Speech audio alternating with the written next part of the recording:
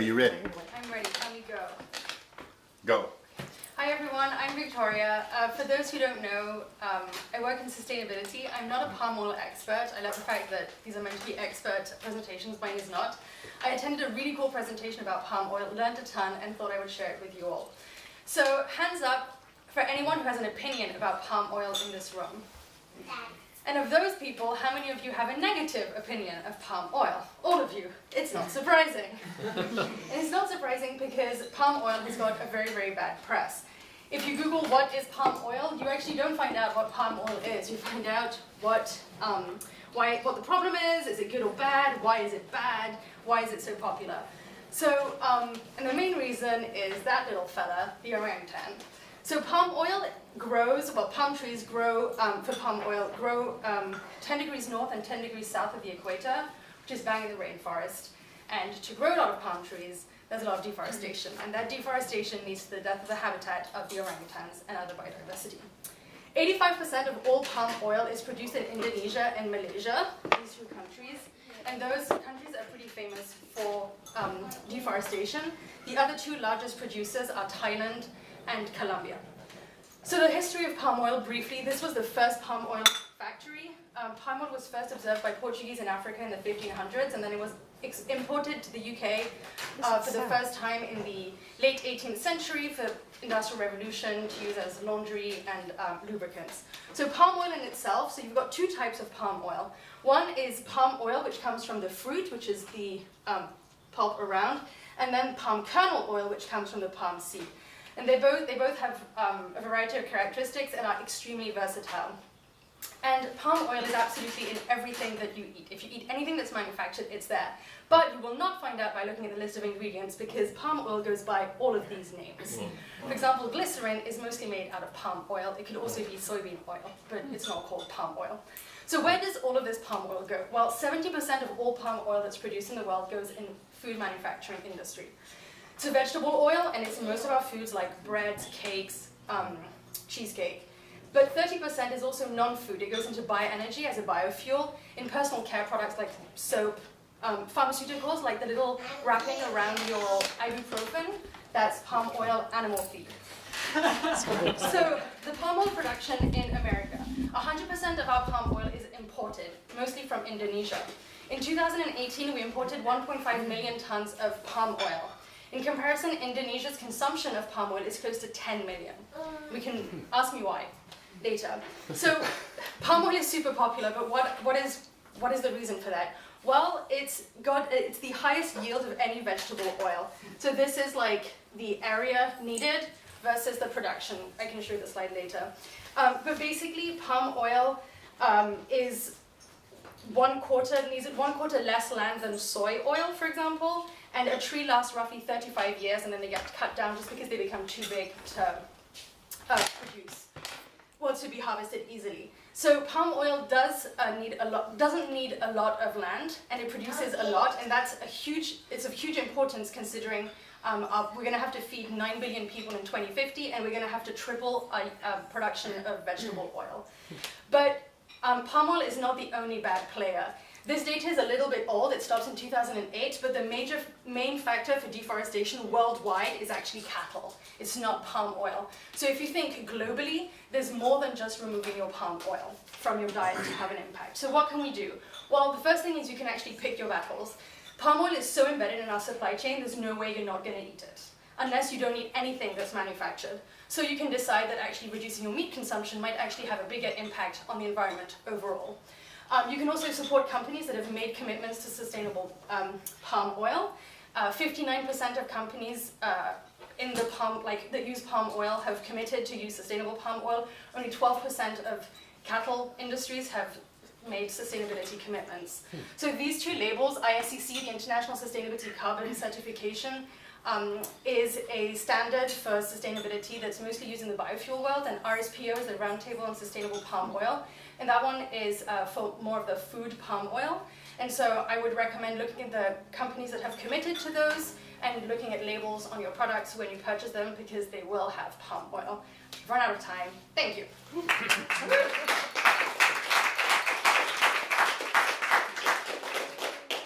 Questions? Chris? I have I've heard rumors that palm oil is especially good metabolically, like makes you fat. Is there anything to that? No, actually, so what my understanding is that because it stays solid at room temperature, it doesn't need hydrogenization. So it's way healthier than many other oils that need hydrogenization. I mean, it's still a fat. It's like coconut oil was a big phase that it was like a healthy oil. People just like gobbed it down. It's still oil. Oils, like it's yeah. That is oil. fat. It's fat. Cheesecake. Okay, thank you, Esteban. So I heard this really cool story that I want to share. So I work for a company that does audits, and we certify to sustainable palm oil in the food industry and the supply chain. And we went on to a factory that produces cheesecakes. It's like a company that makes like thousands and thousands of cheesecakes, and they use non-dairy cheesecake. What's the cheese they put in cheese? Yeah, cream cheese. That's the word. Non-dairy cream cheese. Which has palm oil. They then add dairy enzymes and whatever else to make their cheesecakes. The only producer of non-dairy cream cheese in the US is not certified. So it doesn't use, on paper, it doesn't use sustainable palm oil. So we asked, well, you can't be certified that you're using, your cheesecakes can't be certified sustainable palm oil because you're not using sustainable palm oil on paper. Why don't you just use dairy cream cheese? Because you're adding the dairy enzymes. And basically the reason is that the price volatility of the dairy market is such that it makes more economic sense to use non-dairy products, add dairy enzymes, and stick to palm oil than to take the real deal, which I thought was fascinating. Did you get into like the history of how palm oil became like so ubiquitous in our food? Well, at the beginning, like in the 1800s, it was crude, so it was just used like in lubricants and that kind of thing, and then as it became refined, it got used more and more. I'm not quite sure when the uptake was, but it's definitely in the 90s that like it really saw a steep uptake. And the production of palm oil has actually been really beneficial to the Indonesian and Malaysian economies, because and that's like the flip side of any sustainability problem. It's very easy for us here to say palm oil is bad, it's leading to deforestation. Yes, but it's providing livelihood to millions of people in small islands where it's starvation, and a farm of roughly 4 hectares can support, which is very small, that's a smallholder, can support a family and send them to college. So it really is, the deforestation part is a big problem and it needs to be addressed, and there are ways of addressing it, but it's too easy to downright say it's bad, we shouldn't do it, because those countries need to develop. Yes, Jimmy? What's the sustainability certification? What does that actually look at in terms of metrics? Right. So the ISCC, which is for biofuels, I'm not too familiar with. I know it's mandated by the European Commission, and any biofuels that enter the EU need to be certified to it. But the RSPO, which is the Roundtable on Sustainable Palm Oil, there's 2 standards. One of them is for the production, and so it's got different principles. One of them actually addresses deforestation. So for example, you can't be certified if you've deforested since 2005.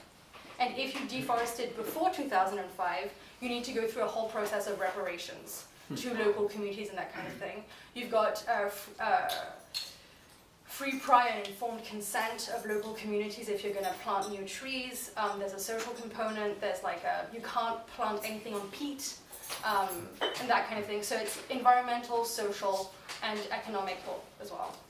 Cool. And the RSPO, if you Google it, it's an offspring of WWF, but the ENGO world is also pretty critical of it because palm oil is a very contentious industry. The way I look at those things is that it's the only player in the market.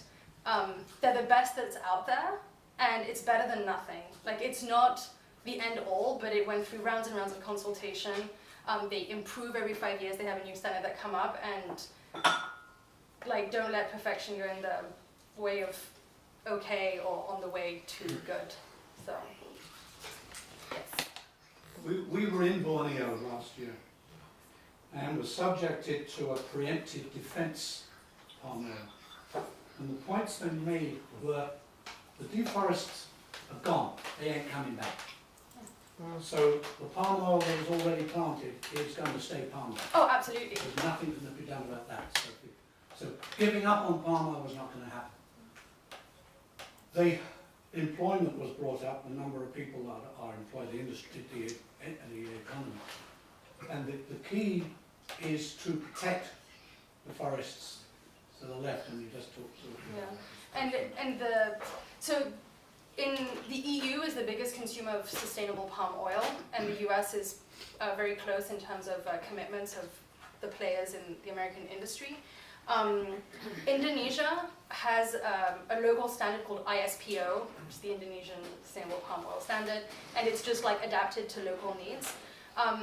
The one interesting thing is that in 2018, Indonesia passed an e-mandate saying that 20% of all of the diesel had to, 20% of diesel had to be biofuel, and that biofuel is palm oil, and that palm oil does not need to be certified. And so the fact that it doesn't need to be certified, that's where there's a disconnect, because the palm oil that you're consuming is going to be,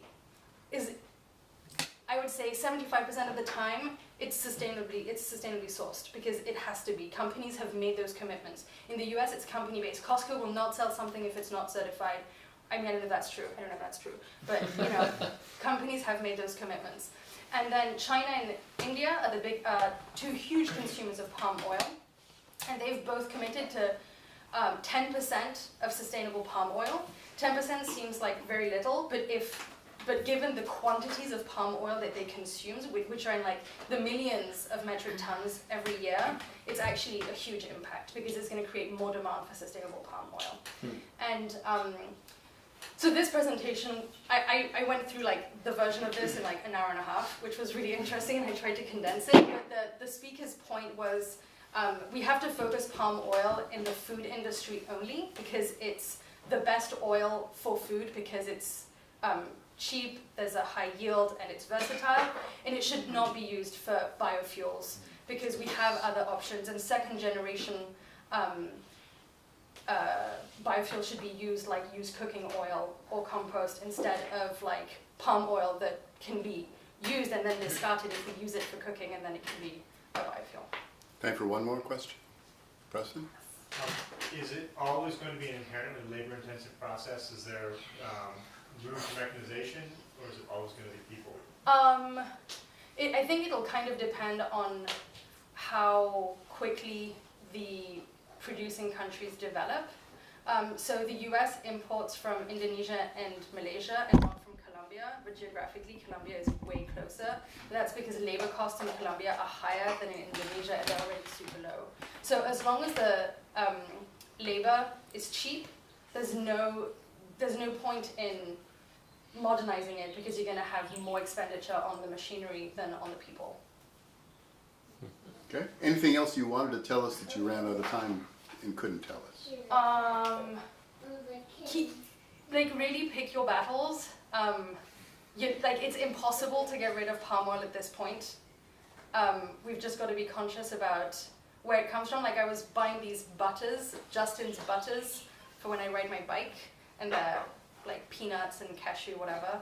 And there are 3 ingredients, and they list in big that palm oil is one of the ingredients, and I was super shocked. So like, it's just meant to be butter. Went on the website, they have a whole explanation about where they source their palm oil, like who their providers are, their commitments, the fact that everyone is certified in their supply chain. So if you're really concerned about it, like, do your research, and you will find what you need. But I went vegetarian in January, and that's the battle I chose to pick instead of palm oil. But yeah. Great. Thank you.